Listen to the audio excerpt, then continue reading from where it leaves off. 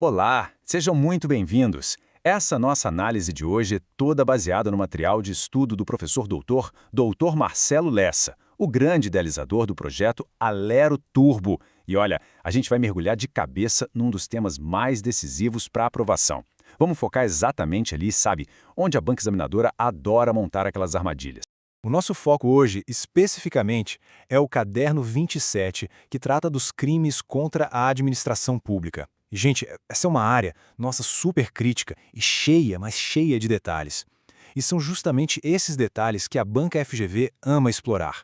Então, o nosso objetivo aqui vai além de só entender o que a lei diz, tá? A gente quer antecipar, prever como o examinador vai tentar derrubar quem está prestando o concurso. Beleza, então o nosso roteiro está traçado.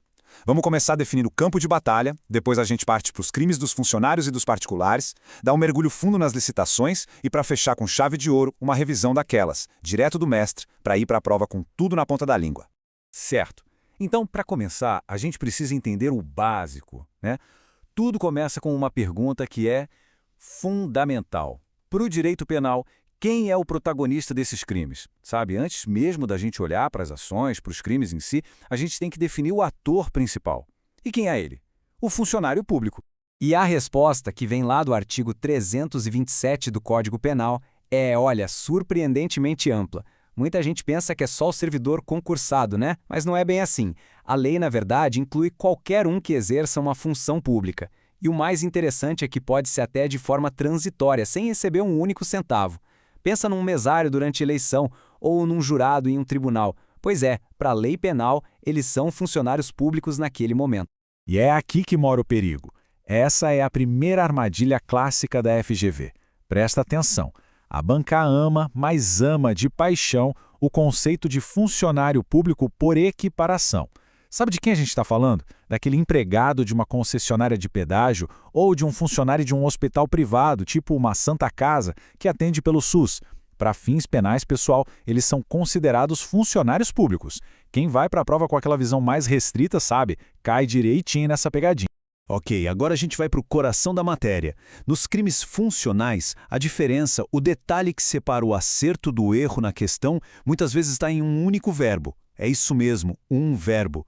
E pode ter certeza, a FGV constrói as questões dela justamente em cima dessas pequenas nuances. Dá uma olhada nessa tabela aqui. No peculato, a ideia é que o funcionário se apropria de algo que ele já tem a posse, por causa do cargo.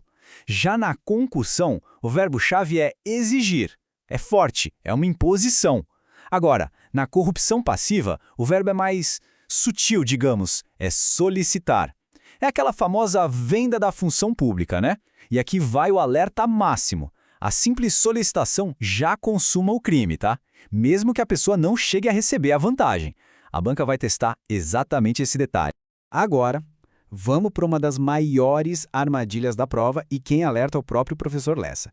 É sobre o efeito da reparação do dano no crime de peculato. Porque, veja bem, no peculato doloso, com intenção, o efeito é um.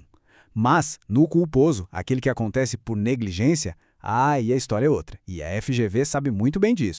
E a pergunta que pode valer a sua aprovação é exatamente essa. O que acontece se o funcionário que cometeu o peculato culposo, sabe, aquele por descuido, negligência, e ele decide reparar o dano, devolver o dinheiro? O momento em que ele faz isso muda absolutamente tudo. E a resposta para isso é o que o professor Lessa chama de ouro FGV, informação valiosíssima. Se a reparação do dano acontecer antes da sentença final, aquela que não cabe mais recurso, o crime simplesmente deixa de ser punível. Acabou, extingue a punibilidade. Agora, se acontecer depois dessa sentença final, a consequência é um pouco menos drástica, mas ainda assim é um benefício. A pena é reduzida pela metade. Gente, memorizar essa regra é praticamente garantir um ponto na prova. Para a gente fechar esse bloco, vamos falar rapidinho de prevaricação. Aqui, a chave não é dinheiro, não é vantagem devida. A chave é a motivação. O funcionário retarda ou deixa de fazer algo para satisfazer um interesse ou um sentimento pessoal. Pode ser por vingança, por amizade, qualquer coisa. E o ponto crucial é esse. Se tivesse vantagem econômica na jogada, a gente estaria falando de corrupção. Na prevaricação, o pagamento é puramente sentimental. Essa distinção é tudo. Beleza, vamos virar o jogo agora. A gente estava falando dos crimes do funcionário público, né? Agora o foco sai dele e vai para o particular. A pergunta é: como um cidadão comum, que não é agente público, pode cometer um crime contra a administração? Bom, o principal crime aqui é a corrupção ativa. E percebam a diferença que é fundamental. Nesse caso, a iniciativa parte do particular.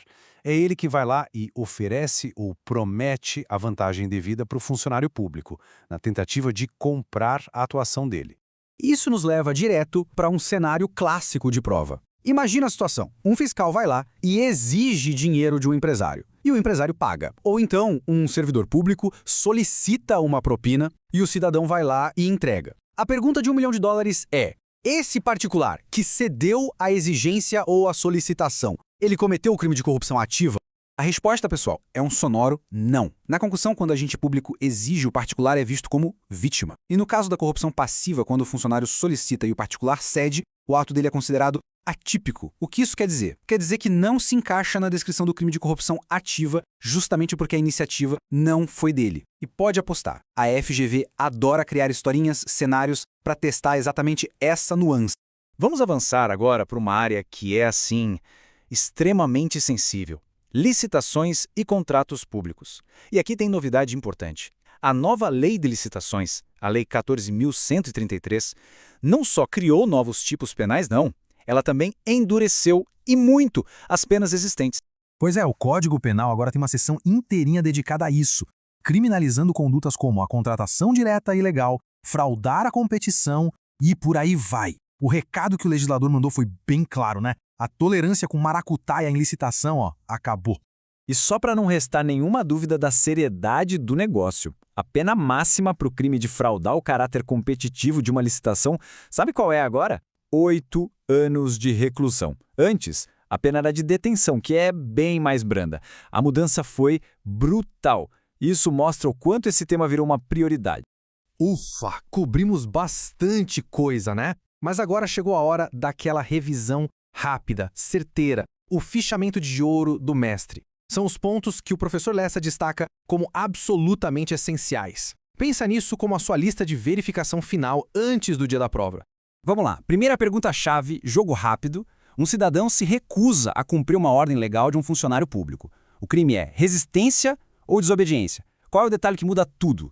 A resposta está toda na ação. O crime de resistência exige oposição ativa, ou seja, tem que ter violência ou ameaça. Já a desobediência é passiva, é a simples recusa, sem violência. Uma distinção super clara que, claro, a FGV adora colocar na prova. Outra, para consolidar o que a gente viu lá no comecinho. E aquele estagiário que nem recebe salário, mas está lá, exercendo uma função dentro de um órgão público. Ele se encaixa naquele conceito de funcionário público do Código Penal? Sim, com certeza absoluta. A gente volta lá para o conceito amplo. Para a lei penal, não importa o vínculo, se é CLT, estatutário, se tem remuneração ou não. O que importa é o exercício da função pública. Ponto final. Bom, chegamos na reta final. Agora é o momento de pegar todo esse conhecimento e transformar numa estratégia de prova. Como a gente faz para garantir que todos esses detalhes vão estar fresquinhos na memória lá no dia D? O professor Lessa resume a estratégia em 3 pontos de ouro. Anota aí. Primeiro, a regra do peculato culposo, lembra? Reparou o dano antes da sentença final, extingue a punibilidade. Depois, reduz a pena. Segundo, foque nos verbos nucleares. Exigir, com força, é concussão. Solicitar um pedido é corrupção. E terceiro, mas não menos importante, nunca se esqueça do conceito amplo de funcionário público, principalmente daquela figura do equiparado. Esse é o alvo preferido da FGV para pegar gente desprevenida. E para a gente encerrar, fica uma mensagem do professor Lessa que conecta todo esse estudo com a verdadeira essência da função pública. A ideia é que o conhecimento desses crimes reforce não apenas a sua preparação para a prova, mas também a sua convicção sobre o que é certo. Muito sucesso no seu caminho e, claro, na prova.